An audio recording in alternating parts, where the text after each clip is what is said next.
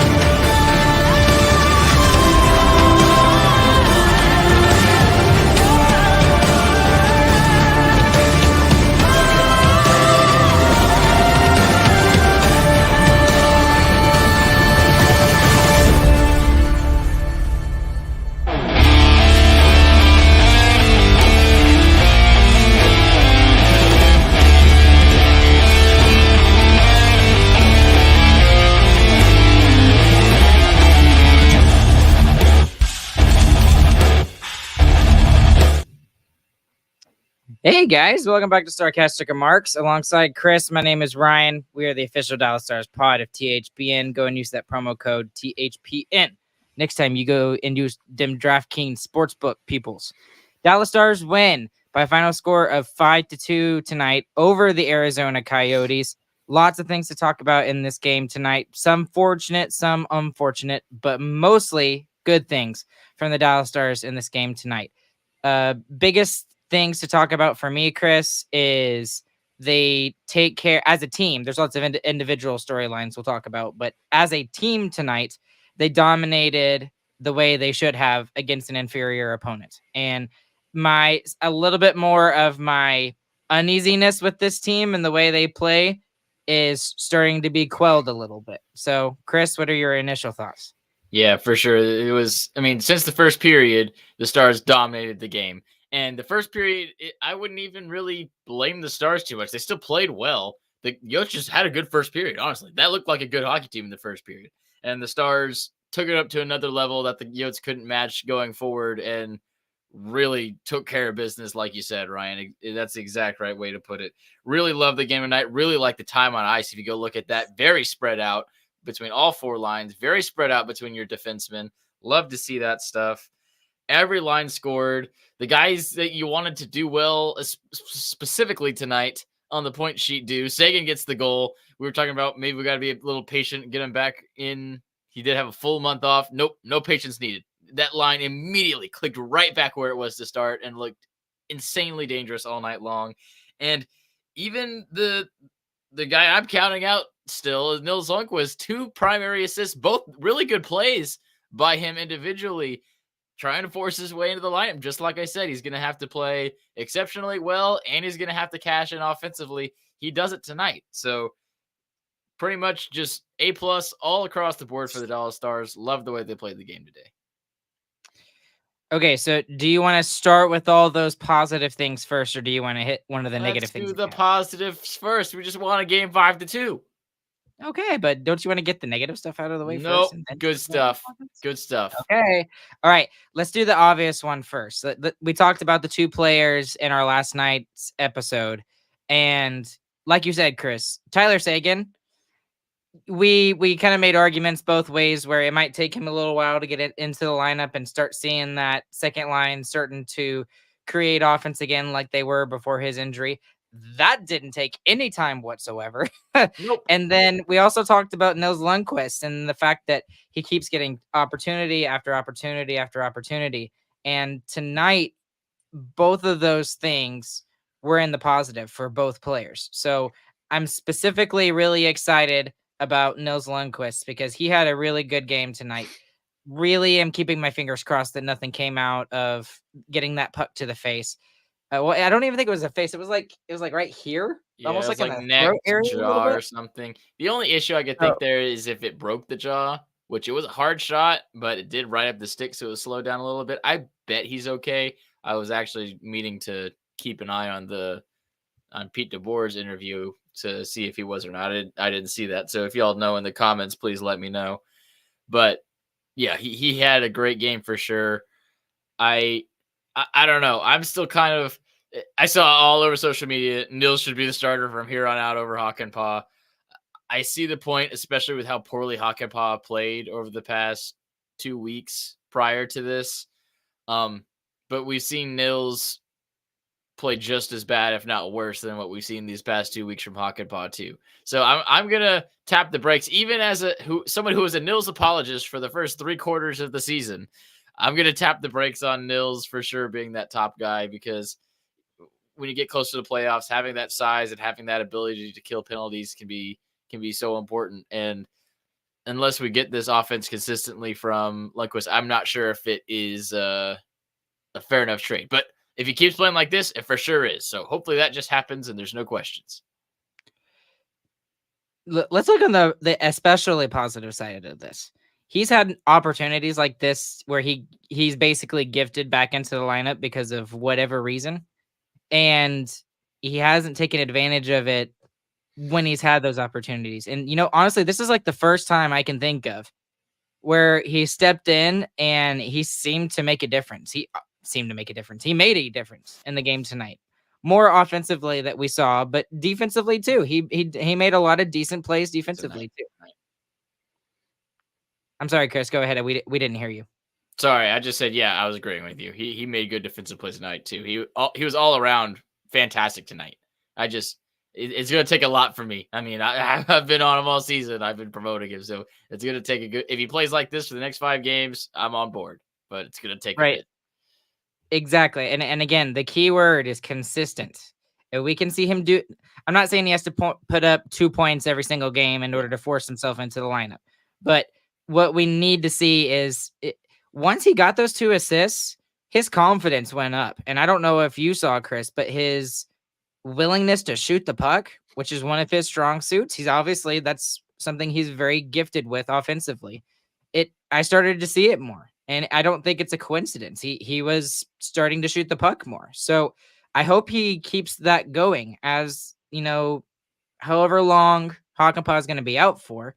I hope he keeps going with that. So Nils Lundqvist, go ahead. Yeah, at this point, it doesn't matter how long Hakanpää's out. If he plays this way, he's the guy. But as soon as he stops playing this way, it's going to flip again. So, yeah, he's going to have to fight hard to keep this spot. But I hope he does because I love seeing him. Y'all know how much I love Nils. Okay, let's traverse to the other guy in the lineup tonight that wasn't in the last game. Tyler Seguin, man.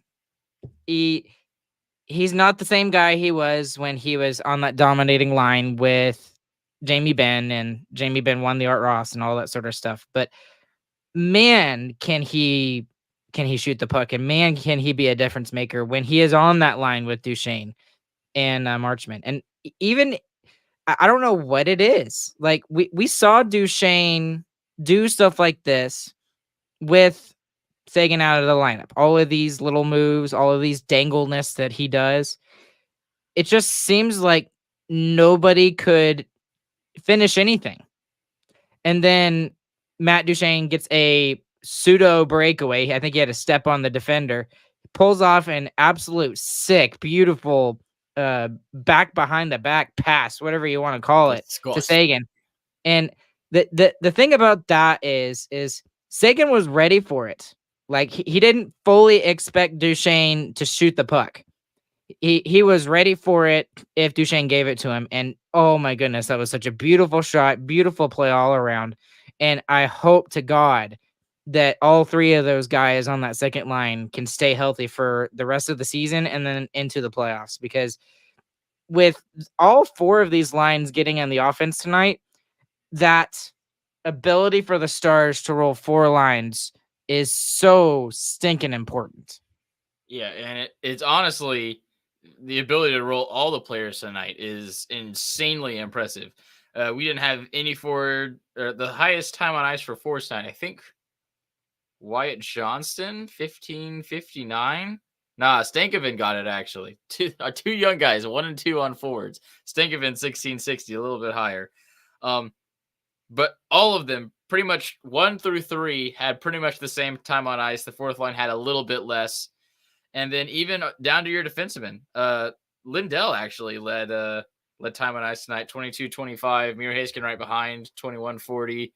Harley 20:20 and Tanev 20:21. And then Suter dropped off a little bit with 18:20 and Lundqvist with 14:14. So that is much better than we saw in the middle of the season when Haskin was getting close to 30 minutes night in, night out. So this is how you win playoff series, is being able to roll your lines this way, keep everybody fresh. And especially when you're playing a team like Colorado, let's say, when McKinnon's going to be playing 30 minutes a night, he's going to struggle to keep up with these guys who are going to be fresh as a daisy compared to him. I really think the only reason Lindell led in time on ice tonight is because of the penalty. The one penalty the Stars took, which, by the way, that was shocking. 2 penalties in the last 3 games. Okay, the Stars are like perfect Princess Cinderella and never does anything wrong in the last 3 games, I guess. Yeah. So they're one of the less penalized teams in the league, and it's because of the fact that we don't play a physical game, really. I think that's a huge part of us not drawing or not taking a lot of penalties, is just the style of hockey that they play.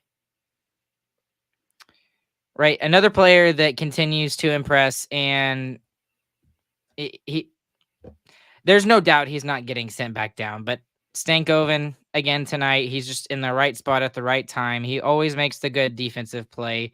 He's hard on the boards despite his size, and he seems to be in the right place at the right time. He gets the rebound goal tonight off the Nils Lundqvist shot. So what have you seen from Stanky the last couple of games? Yeah, the skill, the speed, the goal scoring, all that kind of expected. What I didn't expect is what you said, his fight along the boards and his tenacity in that F1 position on the forecheck. It is honestly shocking seeing a guy that small just leap into the chest of the opposing team's defender to try and get him off the puck. And he does it with reckless abandon. I mean, he goes after it every single time he has a chance to hunt down the puck. That's what's been most impressive to me. Obviously, we knew he was a skilled player, but seeing how hard of a worker he is, especially on a third line for this team, I guess we can call it, pretty crazy. Yeah, imagine Logan Stankoven is on your third line. I mean, and somehow he led, and he leads the Stars he co-leads the Stars forwards in time on ice with Joe Pavelski. So it's the oldest guy and one of the youngest guys who leads in time on ice. This team is ridiculous, man. So, moving on from that, from Stankoven, we got to give a huge congrats to Jamie Benn, only the second player in Stars franchise history to hit 1,100 games. That's ridiculous. It seems like yesterday that, at least for me, I watched him when he was much younger, but it really feels like yesterday he came into this league and started lighting it up on fire. I mean, think about it. This guy has been around for so long that he played with Mike Modano. Yep. That's crazy to think. And I love seeing that picture from the Stars social media the other day showing Modano playing with Ben in his rookie season, and now Ben playing with Wyatt in his well, I guess it's not his rookie season anymore, but he did play with him during his rookie season last year. And man, just seeing those connections is pretty crazy. And yeah, Jamie Benn, obviously he's going to be a face of this franchise for years to come. even after he retires. This is he's one of the biggest faces this team has ever seen, and he's just got one thing left to do on this team, really. And this is the thing I was just thinking about. Monto, yeah, I heard the same thing. He's actually 42 games away if we're talking about just Dallas Stars games. Obviously, Madonna had several seasons in Minnesota with the North Stars before they moved to Texas. But still, that is so cool. He gets rewarded with the goal tonight. And again, Nils Lundqvist shows up in the game again here tonight. Perfect, like shot pass is what I called it in my notes to Ben. And all Ben had to do was keep his stick on the ice. That's basically all he had to do. Yeah, so and Ben let him know on the celly. He let him know that was all Nils on that one. A great pass. And we saw Mr. Razor use the phrase "Ben again." I loved to hear him say that when they both got back-to-back goals to make it 3-1. And after that, Chris, the Stars didn't look back. They really didn't.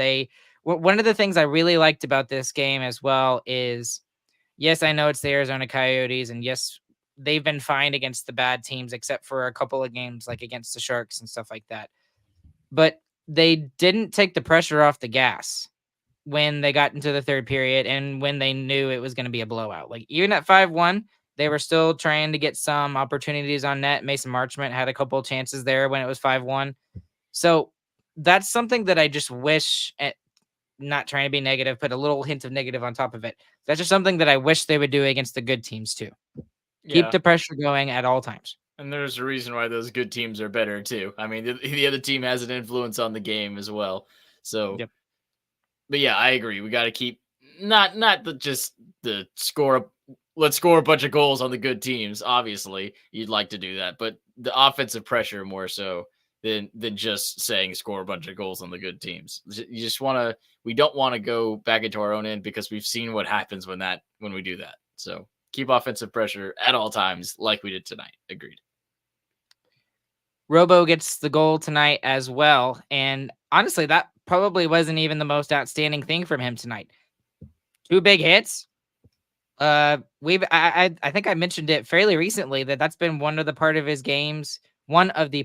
his games, excuse me, has been more noticeable this year. As yes, he's become more of that two-way forward that we discussed. He's not going to put up 40 goals this season, but he is absolutely showing the physical side of the game when he wants to. And it's not like he doesn't have the size to kind of back it up either. Yeah, he's always shockingly big, in my opinion. I always see him hit somebody. I'm like, oh wait, yeah, Jason Robertson's a big guy, but maybe that's some kind of key that he can use to unlock some more playoff scoring potential as well as we come into this. We saw him get a little bit better last year in the playoffs. Maybe still not the world beater that we expected given what he did in the regular season, but maybe a little bit of physicality in the playoffs will help him go even further than he did last year. That's an absolutely excellent point, Chris, because, again, he didn't really show up in the Minnesota series at all. And our complaint about him in that series was he was absent. Not a factor whatsoever. It's almost like the physicality from the Minnesota game got to him in that series. And now it looks like he's adding that element to his game. You're right. Maybe that can be something added to when we get to the playoffs. That's a very good point there. Okay. Couple of negative things I do want to talk about. First things first, it's not as negative because it didn't cost us anything as much, but I did not like some of the moves by Chris Tanev tonight. I thought Chris Tanev had a little bit of a rough game, especially with some turnovers and mostly in his own zone. He was mostly fine, but for some reason there were 2 or 3 noticeable plays, one at the end of the second and 2 kind of in the middle of the third that I did not like. You kind of gave me a weird look on that, so I'm assuming you slightly disagree with me. What did you see? I just didn't notice. I mean, I didn't see anything exceptional from Tanev, but I didn't see the turnovers that you mentioned. So I thought he did what we kind of expect Tanev to do, and he ate a bunch of minutes too. But I might have just missed him. I don't know. Now, the one player that I definitely think he wished he could take it back is Thomas Harley. Thomas Harley had that really bad turnover that led to the first goal by the Arizona Coyotes. And it's not totally his fault. Yes, he shouldn't have turned the puck over. It wasn't a good decision, but that kind of leads into my biggest negative tonight was Otter wasn't overtaxed tonight. He gets the win tonight. He isn't forced to make a whole bunch of saves, but it the best way I can describe it, Chris, when it comes to Ottinger is he just did not look comfortable tonight. He looked like he was just kind of there. He mopped it up sometimes, made some decent saves, but like the first goal, when you have prime Otter and Otter is doing really, really well, he makes that save, 9.5 times out of 10. At least that's the feeling that I got. And even on the second goal, I thought it was, yeah, it was a slot shot and nobody was in front of him. But again, it looked like it kind of like handcuffed him a little bit, and he wasn't ready for that shot, and it looked like he second guessed himself. Like, he had his glove in the right spot, and then he put it down, and then the puck went over his glove as he tried to pick his glove back up again. So, is that fair? Is that something you saw as well? What are your thoughts there? I thought he was fine tonight. I mean, he gets the 920 save percentage. He made the saves he had to make. But I agree that the Yotes had two, I would say, grade A chances tonight, and they both went in. I think they're both really good chances. They were both slot shots from giveaways. Hard to react that quick to something like that. But yeah, I don't know. I don't think he was that bad. I'm definitely not going to say he's as good as he can be. But I think you can take this. You get your above 900 save percentage, and you can kind of build off of this, especially when you play a game that's a little bit closer. I mean, that's when Otter is always better as well. When he's the guy, like he has to do this to have this team win. That's when he seemed to stand up in the past. But I think we just got to keep riding him and hope that he figures this out. And I think a 900 save percentage game, only allowing 2 goals, I think that's a decent start for it. I really hope he finds his elite level again, because again, we really need him so badly. We really do, because it's against the Arizona Coyotes tonight, so we're able to pull off the win. And defensively, the Stars were really good as a team for the most part, with a couple of exceptions. And then the offense was able to kind of kick it into high gear with Sagan coming back and Nils coming into the lineup and getting 2 primary assists tonight. But we really need him to be better. And maybe this will be a good game for him, just to where he can kind of just build up his confidence a little bit. Yeah, I don't think he played bad at all tonight. I think this is a good building block game. Yeah, and I'm not saying that, but and Joe Mama kind of puts it perfectly. Otter was fine. I mean, he was fine. He didn't cause us to lose the game, and he didn't cause us to win the game. He was just kind of there. He gave us good enough goaltending, which I guess is all we kind of need right now when we have our offense going like that. And if you want some advanced analytics, the Coyotes' expected goals tonight was 1.9. So he did exactly what you'd expect him to do. Okay. I haven't read this article yet, but I'll read the article and I'll report back in the next game maybe. But Saad Youssef actually wrote an article about Jake Ottinger, and one of the quotes he's got from Otter himself, it said, "It's been probably the hardest season mentally that I've had in my life. I'm just trying to get back to being myself and having fun."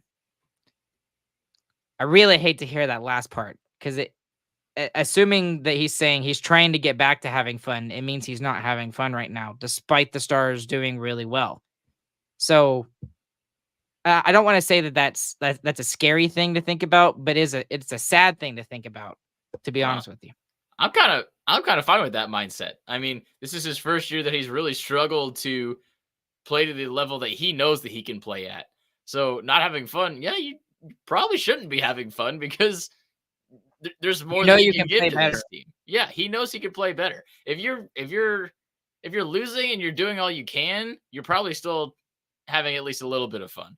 If you know that you have more and you just can't get it out, that's frustrating. And I'm not gonna say I'm glad he's frustrated, but I'm kind of glad he's frustrated. I mean, he knows that there's more in him that he can give to this team. He just got to find it. And that's the tough thing about this position. It is like 90% in the head.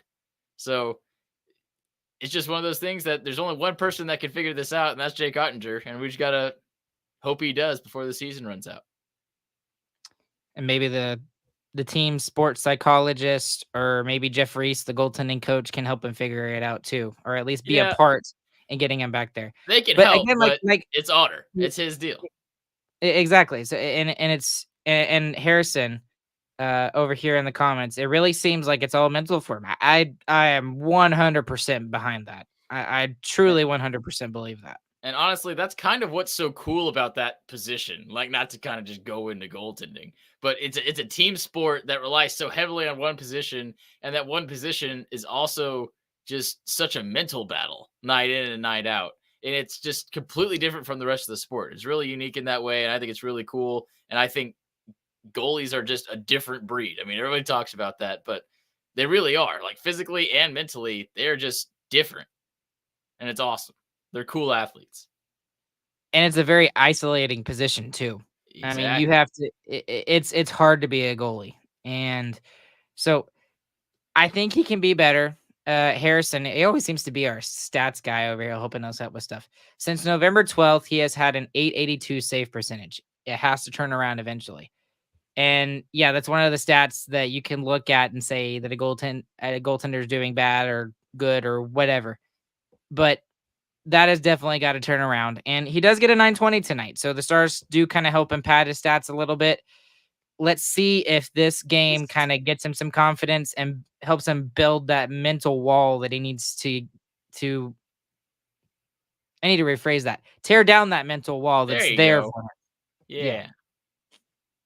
So, okay. One other thing I've got is just Wedgwood. Congratulations to Scott Wedgwood. It freaked me out earlier today when I saw that Matt Murray was getting recalled. I'm like, oh no, please no. Please tell me not one of them is hurt. And thank goodness all it is Scott Wedgwood has welcomed a baby into the world or will be doing so very soon.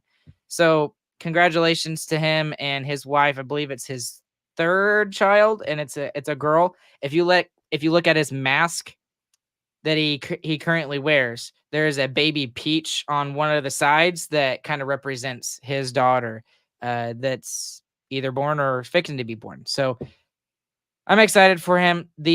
And this kind of goes into the last question Harrison's got over here. Does he start on Friday, meaning Ottinger, or do they go back to Scott Wedgwood? I don't think it would be a good idea to go with Scott Wedgwood because first off, he's a new dad. So #no sleep. Okay. That's going to affect Scott for a while. And I think you need to throw Ottinger back in there. You got to throw Ottinger back in there, and he needs to play a whole bunch of games upcoming. Again, to try and tear down that wall. It seems like he's got a couple of breaks out tonight. Maybe he can get even more moving forward in the next game. Who would you go with on Friday, Chris? Wedgwood or Ottinger? Definitely Otter. I don't think he needs to play a whole bunch of games, but he does need to get the normal starters. Maybe a whole bunch is not the correct word. He just needs to be playing. He needs to not be sitting on the bench. Yeah, he needs to be playing the normal starters net, and he needs to play those last 3 big games that we have left against the Canucks, the Jets, and the Avs. So he needs to do that, and yeah, I mean, like I've been saying, hopefully he can figure out what he's got going on up in the brain. Looking at the standings, Chris, all 3 teams in the top of the Central currently have 93 points. The Jets have 14 games remaining. The Avs have 13. The Stars have 12. So the Stars do not have the advantage when it comes points percentage. I was thinking it, but advantage in having games over the other 2 teams there. So tennis players. Again, oh, stop it. I don't know what I want at this point. I'm still a little bit scared of the Nashville Predators. So maybe being in that top seed is still not the greatest thing, but I also don't want to have the Avalanche get, home ice advantage. So Can the Stars end second in the division at the very least by the end of the season? The Stars can win the division, and honestly, they should. I mean, this is their division to take. You look at their schedule; it's crazy. We have 12 games, and only 3 of them we should maybe lose. I mean, the rest of those teams, We the should Stars be. should be beating up on. I mean, how weak the rest of the schedule is honestly shocking. So in my opinion, it's the Stars division to lose still, even when we have the least amount of games remaining. You just look at our schedule compared to the other teams. Stars should win almost all of these. I forgot about the Oilers. That one's a little. That's a big we're one allowed to too. lose too. Yeah. All right. Looking at some stats tonight. Not many people are in the negative tonight, which is very good. Actually, nobody is in the negative tonight. So that's a very good thing from a defensive side on the plus minus. Points wise, Robo leads with 2 and Lundqvist leads with 2. Again, Robertson is just very quietly, it seems like this year, putting up points. He's the Stars leader, and I think he has as many points as he's played games. Guy is ridiculous. I don't know how he's having as good a season as he is, and it seems like he's having a quiet season. Maybe it's just because he's not scoring 40 goals this year. But I mean, Marchment with an assist, Stankoven obviously gets a goal, Suter, Harley, Tanev, and someone we haven't talked about, Craig Smith. Back-to-back-to-back games with a goal in it, and that fourth line again gets another goal for the Dallas Stars. So good for that fourth line again. And then Ottinger ends with a .920 save percentage, and he makes 23 saves on 25 shots. So looking at the stats, Chris, not really anything negative to be seen. Nothing to complain about. Great game from the Stars. Did what you need to do to an inferior opponent. Okay, I think that's it. We got anything else? Biggest winner. Biggest winner, biggest loser. Okay, let's move on to that. Who you got?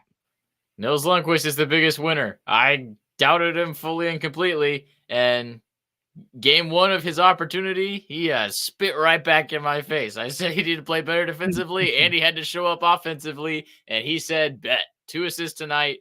One of them, a good shot that led to the net front by Stanky. The second one was disgusting. I mean, that's a great pass. Perfect pace, right on the tape. Ben didn't have to do anything. The real biggest winner for me is, since you took the other obvious one, I'll take the real obvious one, Tyler Seguin. He is a difference maker on that second line. And with him there with Marchment and Duchesne, it didn't take any time. Like within the first 2 shifts, they were already getting scoring chances. So he's the real biggest winner for me, getting the goal tonight off that ridiculous pass from Duchesne. And then because I can't believe I didn't mention this until towards the end of it, but Craig Smith, he deserves a little bit of a biggest winner as well. And goals, a 3-game goal streak for a fourth liner. That's pretty awesome and pretty good. So those are my 2 biggest winners tonight. Chris, who you got as a biggest loser? Bless you. Sorry. My biggest loser is Nils Lundqvist. Plays a great game and just gets rocked in the face at the end. That sucked. I saw a comment earlier that said he was just getting stitched up, so it is purely cosmetic. So good. Hopefully he'll be back next game. Mine is Logan O'Brien. He tries to get Foxa to take a penalty and get his team on the power play, I guess. And Foxer just kind of just stands there and laughs at him, and O'Brien keeps shaking him or whatever. And the ref is like, dude, you're an idiot. Go in the box. He doesn't even give him a roughing minor. He's just like, no, go in timeout for 10 minutes. And he was in the box. Just a timeout. Poor guy. I love it. Get a penalty on it. Yep. I do have a question for you before we wrap it up for the night, Chris. I don't know if you saw this. They were talking about it on X a couple days ago. They're looking at doing an Amazon docu-series following 10 to 12 NHL stars. And I had an idea today that is a little bit outside of the box, but it makes a lot of sense, I think, and I think it would be interesting for a lot of people. So, and I want to get your thoughts on this. So, I think it would be really cool to see them follow two people in particular. Matt Rempe of the New York Rangers, the 6'8", 230-pound behemoth who's kind of taken the NHL by storm and fighting every single, guy that throws the gloves in the NHL, it feels like. And then you take the guy on the far opposite end of the spectrum, Logan Stankoven. How about that, right? You get the 6'8" guy who's ridiculously large and fights everybody, and then you get the new rookie guy who's probably going to take the NHL by storm as a true rookie next season. And he's 5'8", and just completely opposite ends of the spectrum. Logan Stankoven's more the skill guy, short, and Rempe is like the giant, I'm going to punch you in the face kind of guy. Wouldn't that be kind of interesting to see the difference between those two guys? Yeah, it would, but I'm going to poop on the parade. Since it's anything NHL media related, it's going to be cringy and it's going to suck. So if they could find a way to not make that happen, that'd be great. But the NHL is literally not capable of making any extra media that isn't like that. So I am trying to be positive about this, Chris. Right. I thought this was a cool idea. That's a very cool idea. I agree. Okay. The execution will be bad. Because it's the NHL? Yeah, because it's the NHL and they suck at media. You know who else would be interesting to follow as a side tangent, and then we'll be done? John Tortorella. Wouldn't that be fun to have a camera follow him all the way through the season? That's the only guy you're going to get the real emotions from on camera. That's for sure. I know, right? It was so fun. Okay. Anyways, we'll wrap it up here tonight. Chris, anything else? Nope. Very good. I like. Okay. Thank you guys for following along here tonight. We've had up to 55 people watching live this evening. Thank y'all. There's even more of you watching afterwards. Thank you to DraftKings. Use that promo code THPN. SarcasticRemarks.com is the website. SarcasticRemarksShop.com is the merch store. It's the best way to support us. Go to anywhere you listen to your podcast. Please leave us a 5-star review. Follow us on social media as always, and join our Discord. We comment quite frequently in there during the games, especially when we're hacked off. Along with Chris, my name is Ryan. We'll catch you guys on the flip side. Hope you guys have a good, fantastic morning, afternoon, evening, whenever you guys are listening. And Chris is already ready. Chris? Ow. GG, boys.